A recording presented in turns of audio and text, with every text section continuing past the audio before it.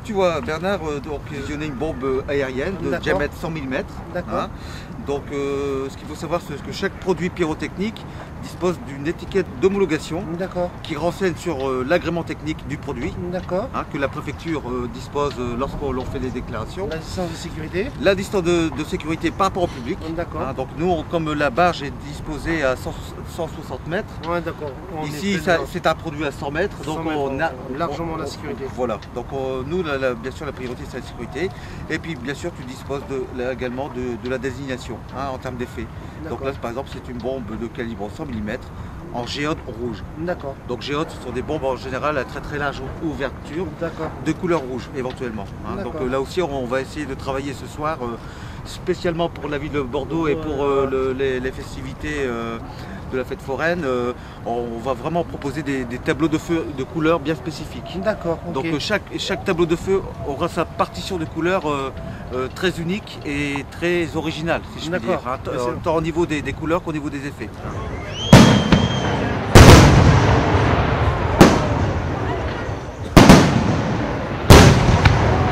Après vous pouvez voir bien sûr la disposition de tout le feu d'artifice qui est, comme l'avait souhaité Bernard, un feu d'artifice conçu tout aérien, puisque l'idée ce serait que pour tout public que le feu d'artifice soit vu de tous. Puisque l'idée c'est bien sûr de maintenir le public dans la fête foraine. Donc nous, de par des effets tout aériens, le feu d'artifice aura un apogée minimum de 100 mètres de hauteur. Donc ce qui fait que les gens qui se situeront même dans la fête verront parfaitement bien le feu d'artifice. Donc c'est ce qui fait un petit peu l'originalité, Bernard, du feu d'artifice.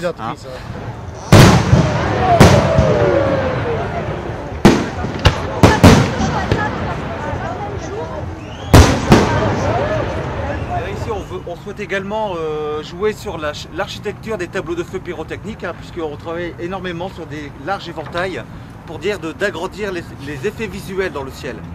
Donc là aussi, disons que de par une disposition bien précise en termes d'orientation et d'inclinaison des chandelles, ça nous permet vraiment d'agrandir les effets visuels pour satisfaire au mieux le public qui est toujours en quête de nouveautés.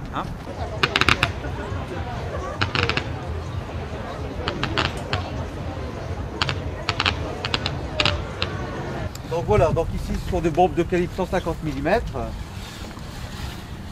Il y a une différence. Donc ce sont des bombes qui, lorsqu'elles explosent, vous font un cercle de rayon de 200 mètres dans le ciel. Donc ce sont les bombes que l'on tire en général en finale, au bouquet final.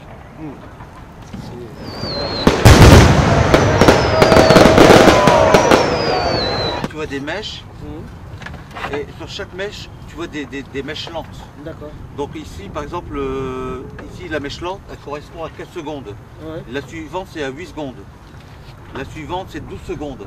Donc il y a un décalage. Donc ce qui fait que ça permet de tirer des effets toutes les 4 secondes.